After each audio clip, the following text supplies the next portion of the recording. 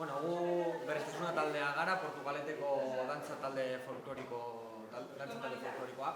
Eta gure helburu nagusia da, hori, Euskal Herriko kultura, apur bat, gure herrian zabaltzea, Portugaleten zabaltzea, urtean zehar egiten ditugun ekintza ezberdinak erabilita, eta gero, guk hemen esaiatzen ditugun edo egiten ditugun dantza horiek ere kanpora ateratzea. Bidaiak egiten ditugu eta apur bat kanpoan ikustezaten ere Euskal Herrian ze dantza mota egiten diren eta zer dantzatzen den. Taldean berez, ia adin guztietako partaideak dauzkagu, bai oso umetatik hasita nagusiak arte, ezta?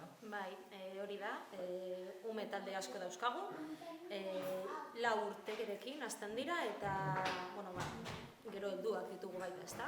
Badaukagu ume txikitzuen taldea, baita nesken taldetxo bat, beste mutilen taldetxo bat, ertainak 12 urte ingurukoak, gero ja nagusien taldea eta helduak ere baditugu, batez ere erromeria dantzak eta ikastera etortzen dira.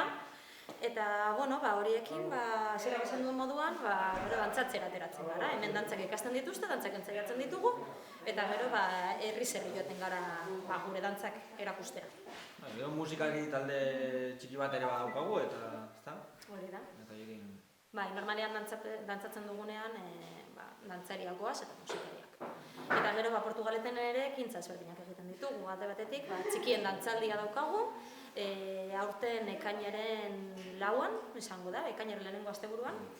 Eta gero, la Virgen de la Guia jaia antolatzen dugu, eta baita Virgen de la Guia dantzaldia ere, uztailaren 2. asteburuan.